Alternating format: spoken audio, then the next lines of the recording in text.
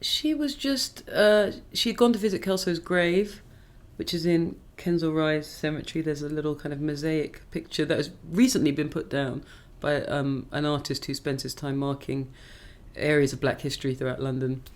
And my mum went with some friends. They took a photograph, and she just, emailed it to me the way mums email things with no particular explanation, like random photo, one word. And I was like, oh yeah, Kelso Cochrane. And I've known that story all my life.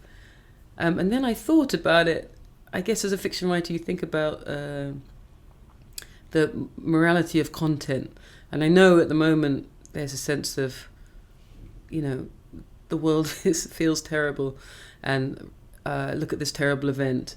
And then my job is to display this terrible event. But in that job, my anxiety about it, I guess, was that what does narrative do to reality? This was a real man. He's not just a statistic or an argument, a political argument or part of British history. He was a human. And the moment you turn it into a story, you're turning it into a fable or a moral lesson. What is the moral lesson? Don't kill young black men. That's always possible to do, but if you don't force the reader to recognize somehow the artificiality of what you're doing, because it is artificial, taking something from the past, presenting it as story.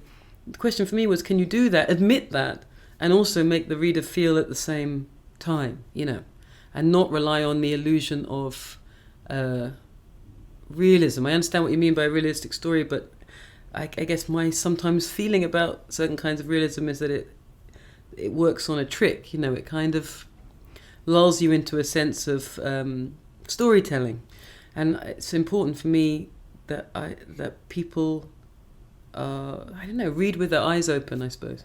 And, in the theatre, that's a much more common idea, like these Brechtian principles that you not only put on the play, you make clear that it is a play, a way of keeping people awake as they're reading and not in this kind of dream, like as we're children reading stories where one story could be replaced by another or another. I really wanted to try and make whoever was reading it feel about this person as if he was your brother, your son, your uncle, because I think the fear that a lot of black people have both here and in America about their families is that when we go out onto the street, something terrible is going to happen.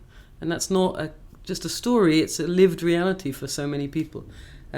So I wanted to try and channel that feeling into that story, but it ended up being, interesting and kind of strangely technical. And, there's an email from Sally Rooney in there and all these kind of strange little incidents. But it was because I was thinking about the kind of job I do, or the kind of job Sally does, or that all writers do. What does it involve, and what are its responsibilities,